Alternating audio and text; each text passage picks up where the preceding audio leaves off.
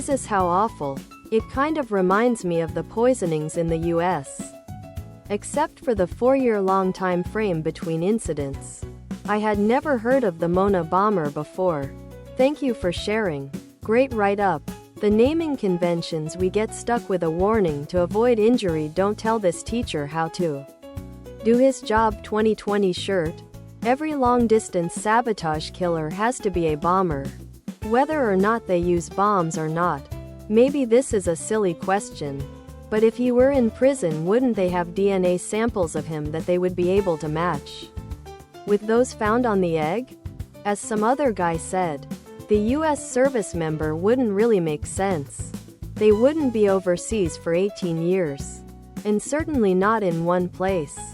Warning to avoid injury, don't tell this teacher how to do his job. 2020 shirt. Tank top. V-neck. Ladies' tee for men and women. Tank top. V-neck. They also would most likely not be deployed to Kosovo for 4 years. This is a really interesting mystery I had never heard of before. The work of I-6 person. I wonder if they may be assumed members from DNA composition? For example, since many of my ancestors came to America hundreds of years ago from a warning to avoid injury, don't tell this teacher how to do his job. 2020 shirt. My DNA composition would be distinctive compared to other European DNA. Definitely possible. Perhaps there was a higher likelihood proportion of Americans living in Italy due to service rather than non-service reasons? My boyfriend was an army brat and bounced in. Official warning to avoid injury, don't tell this teacher how to do his job. 2020 sweatshirt. Hoodie. Sweatshirt. That would be interesting if they did an analysis of the composition.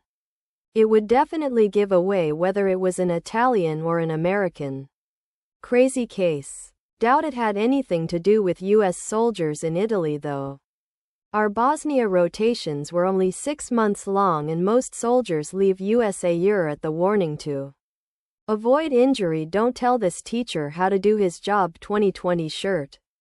It could still have been the reason the attacks stopped. There would have been a way more thorough investigation if they went off near during a military operation. Ezio Zernar was considered one of the most reliable experts in northern Italy at that time. It's probable someone in the laboratory tried to frame Zornita. Other products.